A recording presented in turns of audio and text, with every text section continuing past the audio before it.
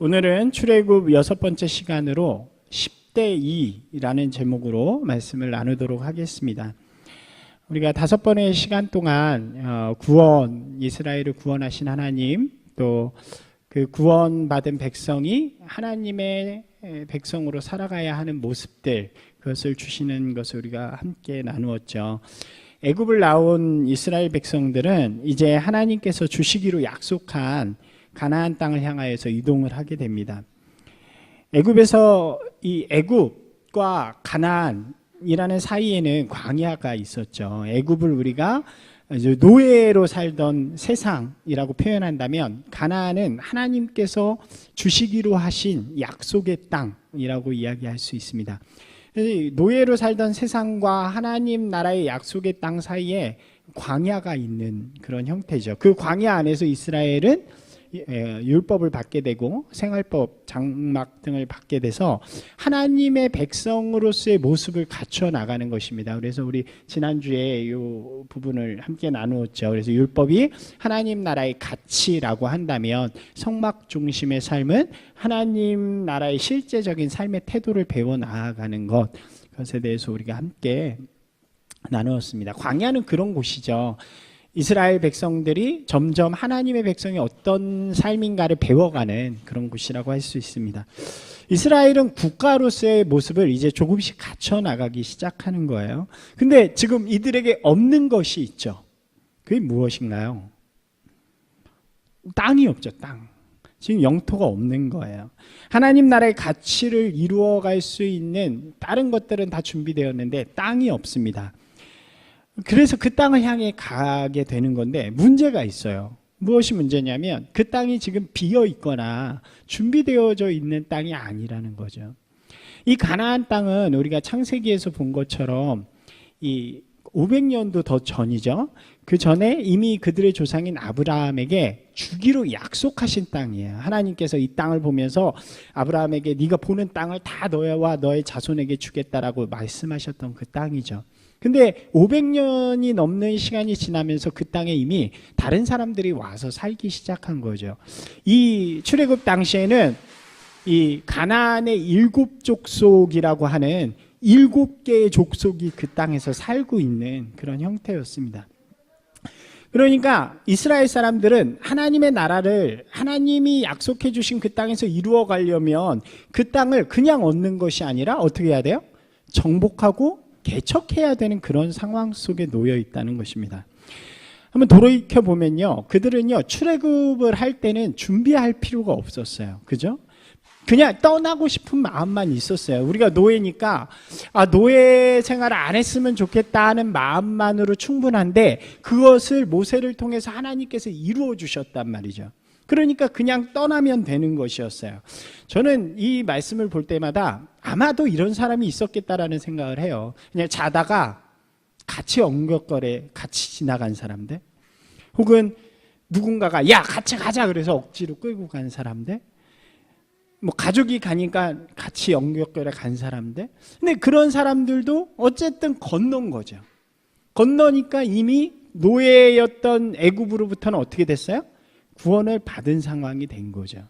그러니까 구원, 하나님께서 주시는 이 출애굽의 구원의 사건에는 이들의 마음의 준비나 무엇인가 노력이나 이런 것들이 많이 필요하지 않았다는 거예요. 우리 구원도 마찬가지라고 제가 말씀드렸습니다. 하나님께서 우리에게 주신 구원도 우리의 노력이 많이 필요하지 않아요. 이미 예수 그리스도께서 행하신 일을 우리가 어떻게 하면 돼요? 믿음으로 고백하면 된다고 말씀드렸죠. 그러면 구원이 우리 가운데 임하는 것입니다. 근데 거기서 끝이 아니래요. 구원받았다고 끝이 아니라 우리가 출애굽을 보면 이제 하나님 나라의 백성으로 살아가야 되는데, 그 땅은 달라요. 그 땅은 정복해야 되고, 가면 칼과 창을 들고 있는 이방 백성이 기다리고 있는 땅이에요. 그 땅을 정복해야 된단 말이에요. 전쟁을 해야 된단 말이죠. 그러니까 준비되어 있지 않으면 싸울 수도 없고 전쟁을 할 수도 없는 그런 상황이 되는 거죠. 이 과정을 우리 신앙의 길에 적용을 해보면 우리에게도 동일하죠. 구원은 하나님께서 그렇게 이루어 주신 거예요. 근데 구원받았다고 해서 여러분 한번 생각해 보세요. 우리가 예수 그리스도를 믿었다고 해서 우리의 삶의 상황이 확 변하나요? 변했나요? 그렇지 않죠. 그랬으면 참 좋겠는데. 예수 그리스도를 믿는다는 것은 우리의 삶이 뭔가 변화해지고 달라지고 행복해지고 기뻐지고 나로 인해서 사람들이 즐거워지고 나로 인해서 뭔가 사람들이 행복해지고 그러기를 바라는 거죠. 그러시죠? 예, 아멘이신가요? 마치 한 500명이 있는 것처럼 대답을 해주시면 감사하겠습니다. 그죠? 신앙을 갖는다는 건 나 때문에 그런 일이 일어나길 원하는 건데 그런 일이 일어나냐고요. 구원받았다고 해서 일어나냐고요. 안 그렇죠. 여전히 세상은 변하지 않고요. 어쩌면 세상은 광야처럼 더 어려움을 저에게 줄 수 있는 거예요. 그러면 하나님께서 우리에게 믿음으로 살아가라고 이야기하는 것은 그 척박한 광야도 같은 다른 이 세상의 가치가 지배하고 있는 그 땅을 우리에게 정복해서 하나님의 나라 백성으로 살아가라고 주셨다는 거죠. 그렇기 때문에 그것을 뭐라고 부르냐면 사명이라고 부르는 거예요. 이렇게 표현할 수 있을 것 같아요. 한번 같이 읽어볼까요? 구원은 뭐예요? 구원은 주신 길을 믿음으로 걷는 것. 구원은 주신 길을 믿음으로 걷는 것이니까 여러분 믿음으로 고백했으면 구원에 대해서 더 이상 걱정할 필요는 없는 것입니다. 근데 사명은 다르다고요. 사명은 뭐예요? 주신 약속을 붙잡고 믿음으로 개척하는 거예요. 싸우고 전쟁하는 길이라는 거죠. 이스라엘의 사명은 무엇입니까? 하나님께서 주신 가치를 이루어내는 하나님의 나라를 만들어가는 것이 그들의 사명이었어요. 그러기 위해서 그들에게 필요한 것은 가나안 땅을 정복해야 되는 일이죠. 근데 우리가 본 것처럼 이스라엘 백성들은 준비가 돼 있었나요? 안 돼 있어요. 지금 얼마 안 됐죠. 좀 이따 이제 지도를 보겠지만 그들은 구원은 받았지만 사명을 이루는 모습에 아직 변화됨이 적은 사람들이었어요. 그들이 가진 노예 근성으로는 이것이 힘든 사람들, 전쟁의 준비가 안 된 사람들이죠. 하나님께서는 그래서 이들에게 출애굽기가 끝나고 이제 민수기가 시작이 되어졌는데 쭉 레위기랑 민수기 앞쪽에 그 생활법들을 다 얘기를 해주세요. 그리고 나서 시내산에서 떠나서 제일 먼저 도착하는 곳이 바람광야라는 곳인데 좀 이따 볼 거예요. 근데 그곳에서 첫 번째 테스트를 하나님께서 하십니다. 이 테스트에 통과하면 이들은 전쟁의 자리로 나가게 되는 거예요. 근데 결론부터 말하면 이들은 이 테스트에 실패하죠. 그래서 40년이라는 시간 동안에 광야에서 돌게 되고 40년이 지난 이후에 이들이 아닌 이들의 이 2세대들, 이 노예 생활을 하지 않았던 2세대들을 데리고 이 가나안을 정복하게 되는 그런 일들이 일어나게 되는 것입니다. 이스라엘 백성들이 애굽으로부터 나와서 가나안 땅으로 가는 과정은 여정이 좀 멀긴 하지만 그래도 그렇게 오래 걸리는 곳은 아니었어요. 지도를 한번 볼게요. 이것이 이제 그쪽 지중해 지역의 지도입니다. 여기가 이스라엘이고요. 여기가 이제 홍해고 여기가 이집트가 되는 거예요. 그래서 구약은 요 이집트와 가나안 그리고 아수르라고 되어 있는 요 지역까지 요렇게를 많이 얘기해요. 이제 나중에 설교들이 계속 이제 들으시면 아마 더 알게 되실 거예요. 신약은 우리가 요즘에 그 사도행전을 계속 보고 계시잖아요. 사도행전이 요쪽 이야기예요. 터키, 그리스 뭐 요쪽 이야기. 여기 하나님이 약속해 주신 땅은 가나안은 여기고 애굽은 여기였죠. 여기서 이쪽으로 오는 거예요. 이걸 조금 더 크게 보면 요 과정이 이렇습니다. 여기서 홍해를 건너고요. 이렇게 가지 않고 바로 이 바닷길을 따라서 쭉 내려와요. 그래서 여기가 어디냐면 여기가 시나이 반도, 시내산이 있는 곳이에요. 그래서 시내산에서 우리가 율법하고 이런 것들을 받게 됐다고 말씀드렸죠. 이곳에서 머무는 기간이 약 1년 정도 돼요. 1년. 그리고 1년이 지난 후에 다시 이쪽으로 올라가서 가나안 입구, 여기가 가나안이잖아요. 이 입구인 바란광야라는 곳으로 오게 됩니다. 이때까지 걸리는 시간이 약 1년 3개월 정도 돼요. 그러니까 1년이고 3개월 정도 움직였다고 보면 되죠. 한 200만 명이 넘는 이스라엘 백성들이 그렇게 움직인 거니까 실제 거리는 그렇게 멀진 않지만 그래도 움직일 때 있는 거죠. 그래서 여기서 테스트를 받게 되는 거예요. 여기 들어가는 관문에서. 이 테스트는 자격시험과도 같은 것입니다. 하나님께서 모세를 통해 이스라엘에게 이렇게 명령하세요. 한번 같이 읽을까요? 시작.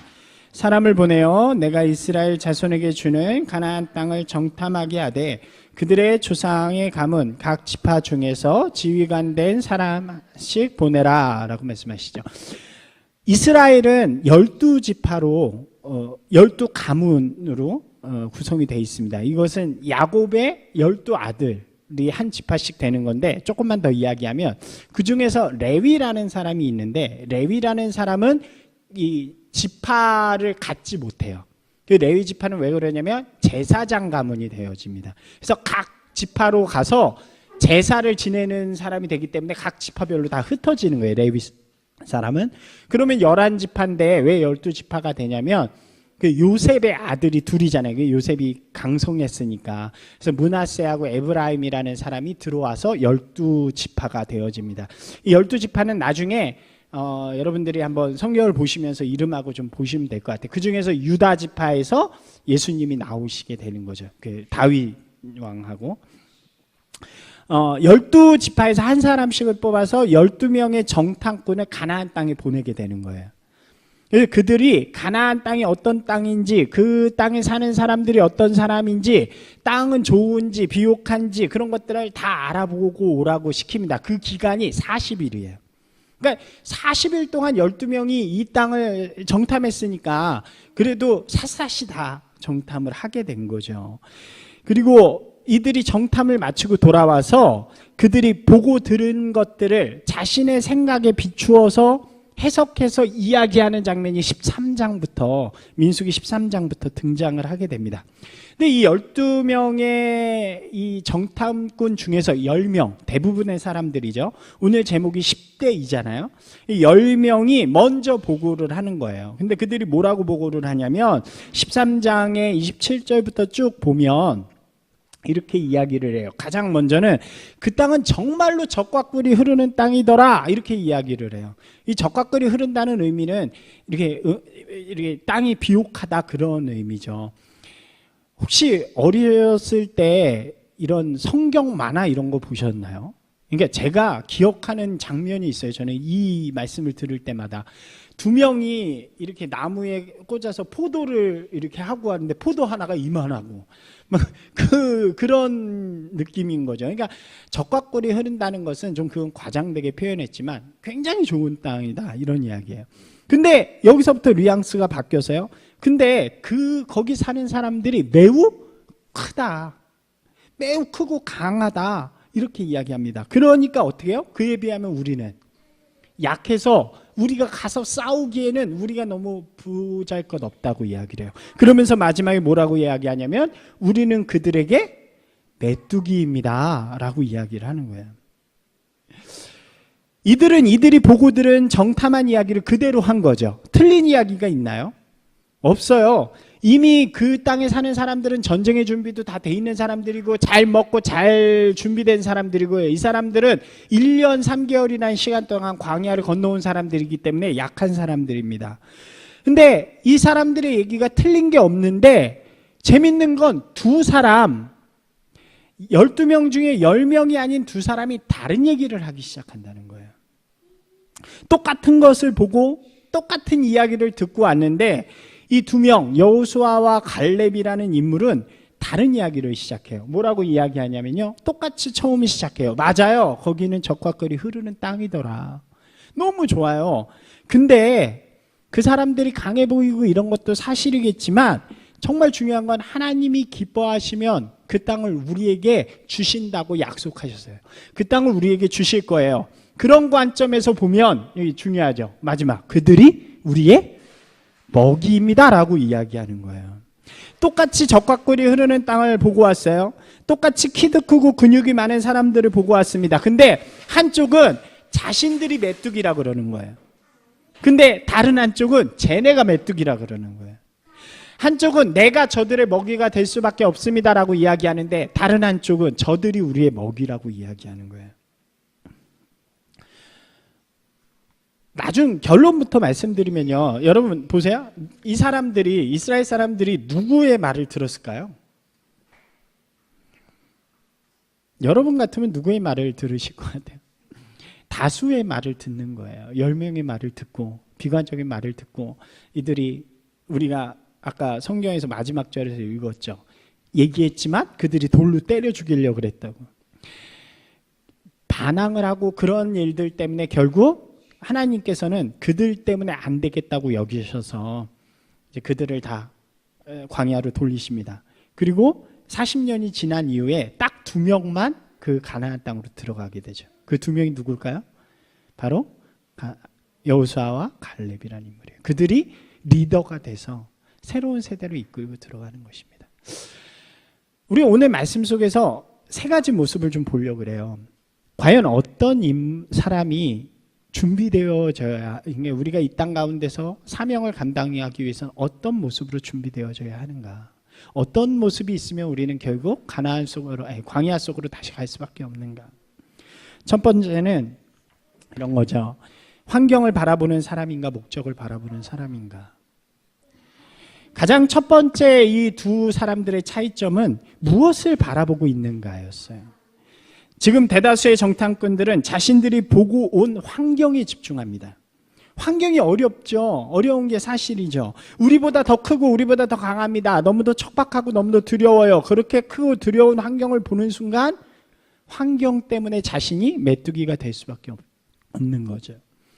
그러나 여호수아 갈렙은 다른 이야기를 하는데 그들이 본 건 환경이지만 그들이 바라본 건 그 너머에 계시는 하나님의 약속을 바라본 거예요. 하나님께서 이미 뭐라고 말씀하셨잖아요. 그 땅을 너희에게 주겠다. 성경에 되게 재밌는 표현이 있어요. 이 히브리 원어로 보면 이게 시제인데 미완료 시제라는 걸 많이 써요. 그게 뭐냐면 내가 이 한글로 번역할 땐 잘 안 나오는데 내가 너희에게 준 땅이라고 표현해요. 내가 너희에게 주겠다는 땅이 아니라 준 땅. 그러니까 하나님의 입장에서 보면 벌써 준 거예요. 그러니까 우리한테 지금은 이루어지지 않았지만 미래에 이루어진다는 게 오는 거예요. 이게 미완료라는 형태인데 하나님이 우리에게 약속을 주실 때 항상 이 시제로 쓰이는 거죠. 이 사람들은 무엇을 바라봤냐면 지금 환경은 척박하지만 하나님께서 이루실 그 약속을 바라본 거죠. 그러니까 그 사람들이 뭘로 보여요? 메뚜기로 보이는 거죠. 여러분 보십시오. 환경은 늘 어려웠어요. 그렇지 않나요? 여러분 어떠세요? 여러분이 살아가는 환경이 쉬운 환경이 있던가요? 제가 생각나는 게 뭐냐면 요즘 이런 말을 굉장히 많이 해요. 제가 개척할 때도 마찬가지였고 요즘 교회가 너무 어렵다는 얘기를 해요. 이 앞으로의 시대는 교회가 안 된다는 얘기도 너무 많이 해요. 근데 재밌는 건 제가 신학교를 들어간 그때도 이런 얘기를 계속했어요. 그때부터 지금까지 계속 어려운 거죠. 그런데 더 재밌는 건 그 어려운 시대에 그 어려운 시대를 뚫고 하나님의 일들을 이루어가는 사람들이 있고 교회가 있고 역사가 있는 거예요. 왜요? 그 사람들은 하나님께서 주신 약속을 붙잡는 사람들이었기 때문이죠. 환경이 어렵다고 좌절하거나 넘어지거나 불평하는 인생이 아니라 그 환경 너머에 있는 하나님을 바라보며 하나님의 약속을 신뢰하며 하나님이 우리를 기뻐하시면 우리에게 그 땅을 주실 것입니다라고 분명하게 선포하는 사람들인 거죠. 사랑하는 여러분, 우리의 환경이 나쁠 수 있습니다. 우리 가정, 환경, 또 재정적인 부분들, 직장의 부분들, 어떻게 보면 세상의 눈으로 보면 우리 교회도 환경이 나쁠 수도 있죠. 환경은 나쁠 수 있는 거예요. 만족하는 환경은 없습니다. 아주 좋은 곳에 있는 분들도 환경은 나쁘다 그러더라고요. 세상은 3포 시대, 5포 시대 이렇게 이야기를 합니다. 그러나 그 크고 두려운 환경 속에서 하나님의 약속을 붙들고 담대하게 나아오는 사람 하나님께서는 찾으시고 그를 통해서 가나안 땅을 정복토록 하시는 것입니다. 여러분 두려움보다는 하나님이 우리에게 주신 약속을 바라보는 분들이 되시기를 주님의 이름으로 축원합니다. 두 번째는 이런 거죠. 나 중심의 신앙이냐 하나님 중심의 신앙이냐라는 거예요. 신앙의 관점 차이입니다. 지금 애굽 땅에서 나온 대다수의 사람들에게 신앙은 자신을 위한 것이었어요. 이런 거죠. 이들에게 하나님의 백성이 된다는 것은요, 애굽의 종으로부터 해방되어서 더 행복하고 더 기쁘고 더 편안한 삶을 찾아가는 것이었어요. 맞나요? 그래서 하나님이 그렇게 해주신다 그러니까 하나님을 믿어주기로 하는 거예요. 하나님을 믿어주면 그 하나님이 나에게 지금보다 더 좋은 것을 주기 때문에, 더 행복하고 더 기쁘고 편안한 삶을 주기 때문에, 그래서 내가 하나님을 믿어주었으니까 하나님은 나를 위해서 어떻게 하셔야 돼요? 기쁨을 주고 편안하게 해주고 행복하게 해주셔야 하는 분인 거죠. 이게 나 중심적인 신앙이라는 거예요. 이 내가 중심이 되고 나를 위해 신앙생활하고 하나님은 나를 위해 계신 분이 되는 거죠. 그 문제는 이게 안 될 때 어떻게 돼요? 이게 되면 좋죠. 돼서 하면 너무 좋은데 안 될 때 그때 문제가 생겨지는 거죠.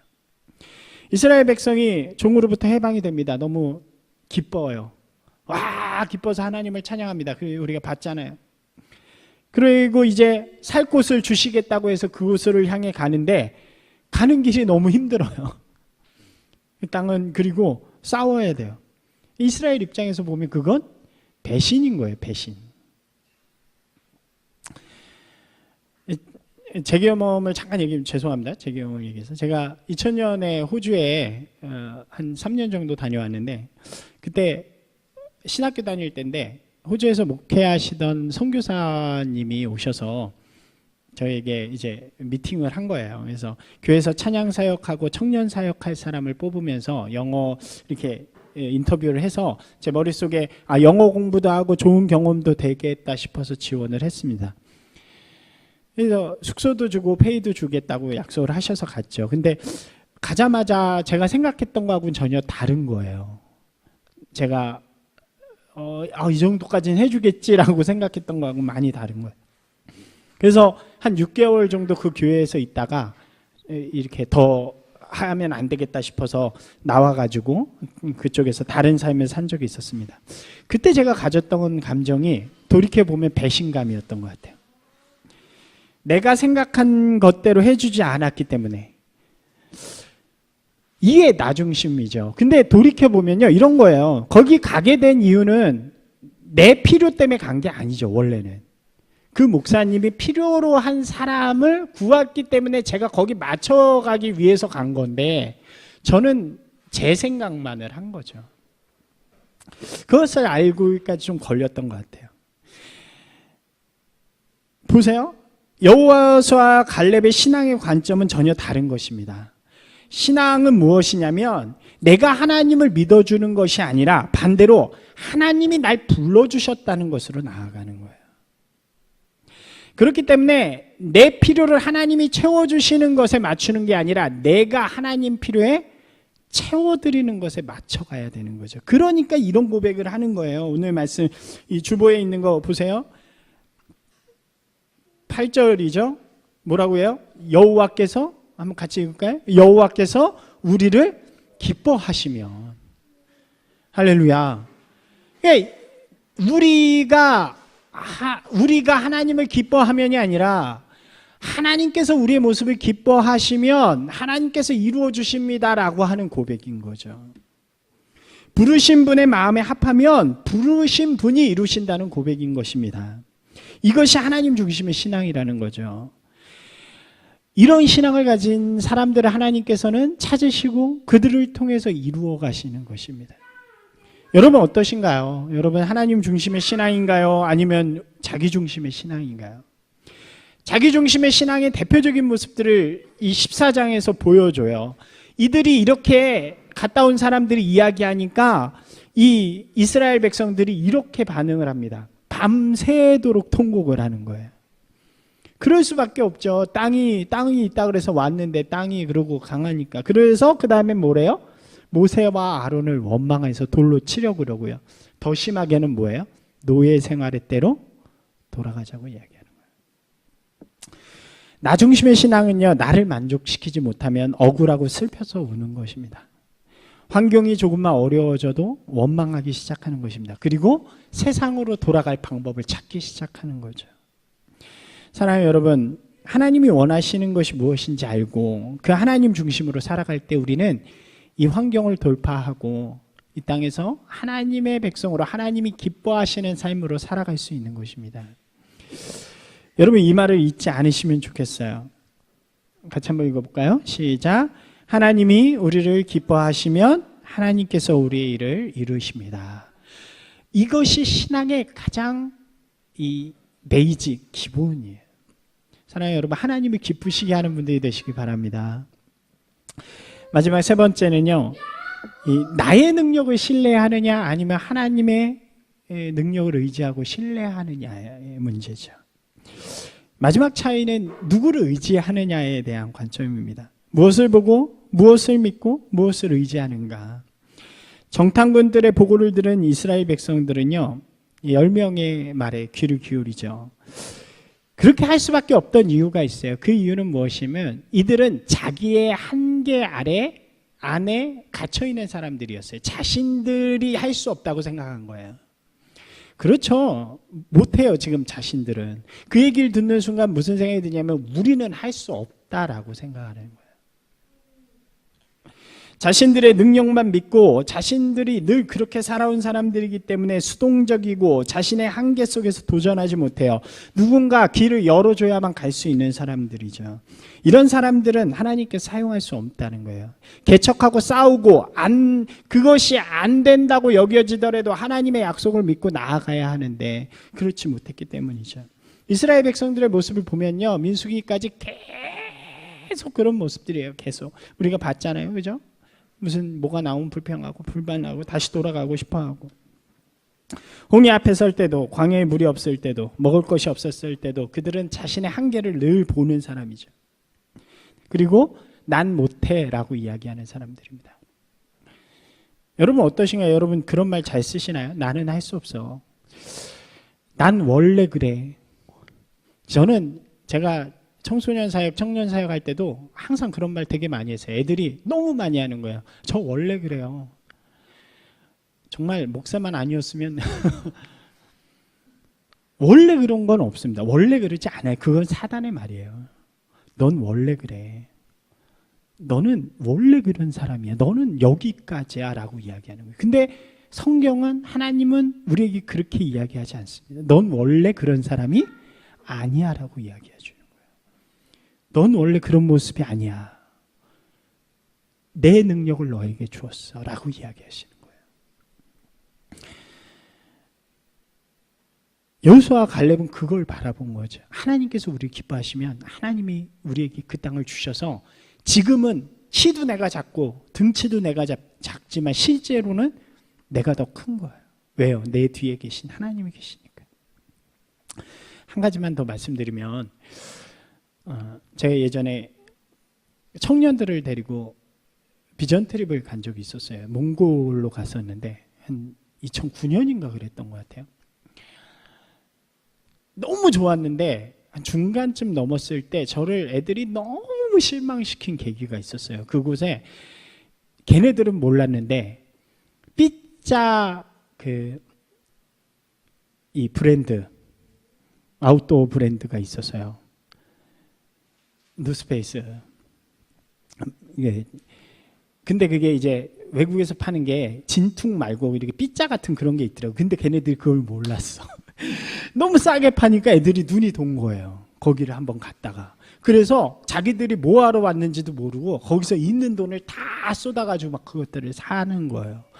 그걸 보고 있는데 너무 막 화가 나는데 얘기는 못 하겠고 분위기 망칠까 봐. 그래서 그날 어디 이렇게 일정이 어느 무슨 양고기 먹으러 가는 그런 뭐 이렇게 구워 먹는 데를 가는 거였는데 가서도 안 먹고 혼자 저쪽에 누워가지고 막 잔 거예요. 그러면서 그 다음에 어디에 갔냐면은 되게 높은 절 같은 데를 갔어요. 그러니까 사원 같은 데를. 거기를 갔다 내려오면서 뒤를 돌아봤는데 그 뒤에 이 산이, 돌산이 이렇게 있는데 그걸 딱 보는 순간 숨이 턱 막히면서 아까 봤던 그 아이들의 모습이 딱 되면서 하나님, 세상이 이렇게 큰가요? 라는 말이 나오는 거예요. 여기 와서까지 애들은 세상을 보는데 하나님, 세상을 이길 수 없나 봐요. 너무 두려워요. 그러면서 그 산이 막 이만한 게 저한테 다가오는 것처럼 느껴지는 거예요. 그래서 그날 아무것도 안 하고 그곳에 가서도 그냥 안 먹고 애들하고 얘기도 안 하고 막 잤어요. 근데 일찍 잤으니까 일찍 일어났겠죠. 너무 일찍 일어나가지고 거기에서 이 산 위쪽에 올라가니까 일출을 보는 데가 있더라고요. 그래서 청년 2명이 같이 깨어나서 같이 가서 셋이 추운데 이불을 들러쓰고 일출을 보는데 저는 잊지 못해요. 그 일출의 광경이 너무나도 세상이 막 돌아가는 것 같은 일출의 광경이, 마지막에 그 구름들이 쫙 한 곳으로 모이는 그런 걸 보면서 제 마음속에 느껴진 게 뭐였냐면 마치 그게 하나님의 모습처럼 보였어요. 그래서 그게 그렇게 두려웠더냐 이렇게 말씀하시는 것처럼, 그것을 이 세상을 만들고 이 세상을 다스리는 자가 나인데 그게 두려웠더냐 하는 그 음성으로 그 새벽에 막 들리는 거예요. 그래서 그날 다시 돌아가서 그 친구들을 다 데리고 그 밤에 같이 이야기를 나누고 기도하면서 회개 기도하고 되게 오랜 시간 같이 기도하면서 그 다음 날부터 다시 일정이 너무나도 아름답게 진행됐던 그런 적이 있어요. 세상을 보면 한계가 보이죠. 나는 할 수 없어요. 나는 할 수 없죠.